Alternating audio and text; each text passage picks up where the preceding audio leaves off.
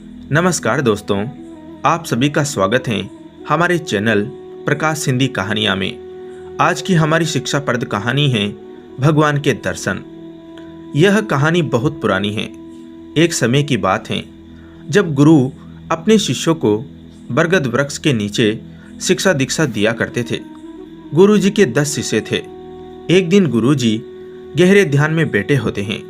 तभी एक शिष्य गुरु जी से कहता है, गुरुजी, आप कहते हैं कि आपने भगवान को देखा है। आखिर भगवान दिखते कैसे हैं? मुझे भी भगवान को देखने की तीव्र इच्छा हो रही है। क्या आप भगवान से मेरे को दर्शन कराएंगे? गुरुजी बोले, क्यों नहीं शिष्य, लेकिन भगवान से मिलने से पहले मेरा दिया हुआ छोटा सा कार्य करना होगा, तभी मैं भगवान के दर्शन करा पाऊंगा। शिष्य तैयार हो गया। उनके साथ बाकी शिष्य भी तैयार हो गए। कार्य यह था कि वहां से 2 कोस दूर एक तालाब था। उस तालाब से सभी को एक एक टोकरी, जो बांस के बने होते हैं, पानी भर लाना था। अब सुबह होते ही सभी पानी लाने के लिए उस तालाब में चले गए। आप सभी को क्या लगता है कि उस बांस की बनी टोकरी में पानी आएगा? नहीं ना। चलो देखते हैं आगे क्या हुआ उन सभी शिष्यों के साथ।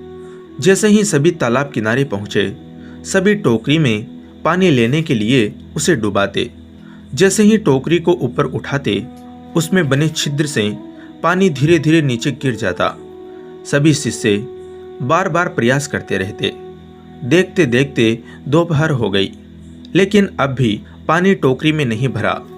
3 शिष्य इससे परेशान होकर गुरु जी को अपशब्द कहते हुए वहां से चले गए।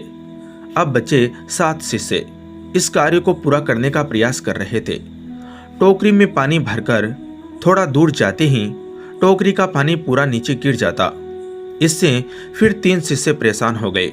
कहने लगे, यह बेकार है, इस टोकरी में पानी भरेगा ही नहीं।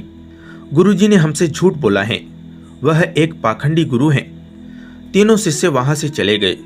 अब बचे 4 शिष्य ही इस कार्य को कर रहे थे कि 2 शिष्यों को बाकी के शिष्यों ने उन्हें भड़काकर कि यह कार्य करना व्यर्थ है, वहां से भेज दिया। अब सिर्फ 2 ही शिष्य बचे थे।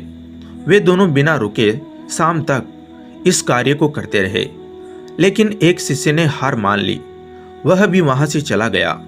अब अंत में वही शिष्य बचता है जिसने शुरू में गुरु जी से प्रश्न किया था।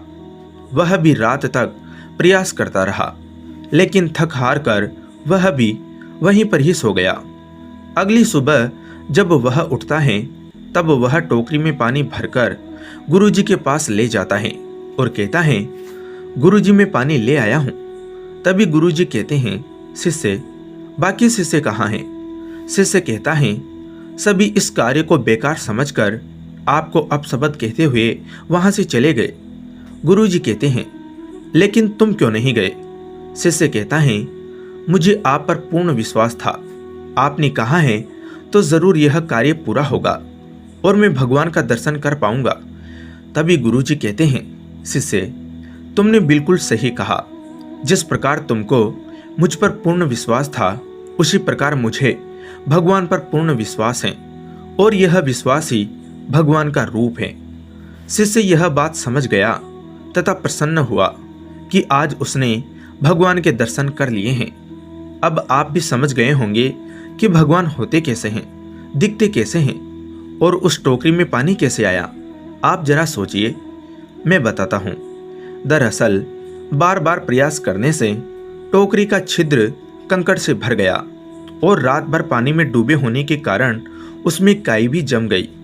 अतः सुबह होते ही टोकरी में पानी भरने के लिए पूर्ण रूप से तैयार हो गई।